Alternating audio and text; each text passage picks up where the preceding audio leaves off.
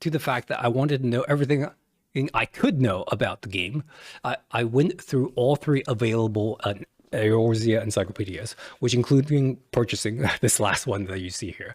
It was a deeply important element in detailing and tracing the story of Garlemald in the game. Okay. And to this fact, I did dedicate a long section of the entire epic from the perspective of Garlemald. This turned out surprisingly to be the most lore-intensive section of the work so far, as multiple non-MSQ storylines needed to be tracked down and analyzed. You know, this is the whole thing with Borgia. Obscure lore pieces like the sightseeing log that you see here, and you know the Borgia field notes needed to be tracked down and obtained. As you know, these are pieces of loot, so to speak, rare loot that you needed to get, and as well as all pieces of lore pertaining to this topic from not only within the game and of course outside the game. So I definitely felt like a nerd historian during the month of September concerning Final Fantasy XIV. On the mechanical side, and this was somewhat surprising, I was actually out of stuff to do. In terms of content to record and storylines in FF14 to edit into videos, there is, to my knowledge, none left that has to do with my writing. As of now, I think sometime around September, I actually ran out of plot-related content to do, and predominantly became this Borgia relic grind goblin. Insofar as this topic is concerned, three final tangential pieces of lore-related content still remains to be done, which kind of puts me in an awkward situation. One is the Eureka relic grind content, or simply the lore behind the students of Baldesion concerning the story of Cryo Baldesion. The other two is every single piece of sightseeing log from A Realm Reborn to Endwalker. This is a hole in the information that I needed to patch up. And two, every yellow side quest from A Realm Reborn to Endwalker, to which would serve as a fantastic filler footage where when I find myself simply repeating footage from the MSQ over and over and over and over again while I blather on for hours. Also, in this vein, there is little hope that there's a little hope in me that some of these yellow side quests would have content in relation to the arguments that I'm trying to make in my video analysis essay. In terms of philosophy for the 3 months leading up to October 2025 is, of course, the titanic struggle with Hegel's phenomenology of spirit, of the fact that it never seems good enough to read a sentence once or twice, but to do it again and again. Insofar, by the end of the book, I felt like I read the phenomenology 5 times front to back. And this was a very rewarding experience in the sense that for those more philosophically minded, I was going through the history of philosophical ideas backwards. Some of you might also find this funny.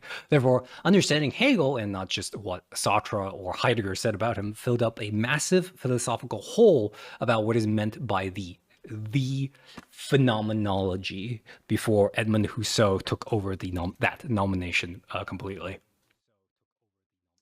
After which, to buffer this understanding, and just not to pretend that I arrogantly understood Hegel perfectly, I listened to Slavoj Žižek's lecture on Hegel.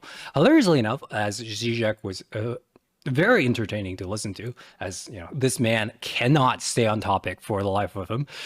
I probably learned more about Zizek than about Hegel.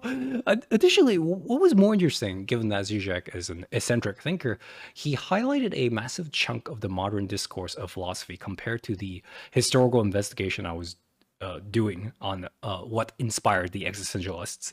As one of the things listening to Zizek has truly done was to highlight the modern tension surrounding Hegel's philosophy and unlocked facets of postmodernist thought, which I never seriously dealt with before due to my field of study. In this case, this nicely opened the way up to one of the books that Dr. Vervecki highlighted during his Awakening from the Meaning Crisis series. The key here is that Vervecki, as he was ending his lectures on the topic of the meaning crisis, signposted several neo-Heideggerian thinkers, one of these being Paul Tillich, to which Vervaeke endorses as a neo-Heideggerian, as a scholar versed in theological methods of thinking. As Tillich presented the Western religious side, Vervaeke signposted an Eastern religious thinker in this regard, namely Keiji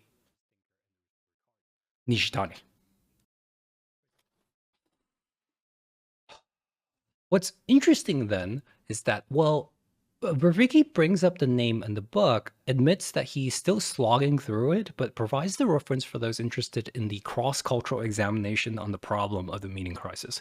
Of course, this greatly piqued my interest, and you can also see why I bit the bullet on completing the phenomenology of spirit, as this related to religion and nothingness as well. As of now, having just begun on Nishitani's most famous work to the West, I can confirm this book is difficult.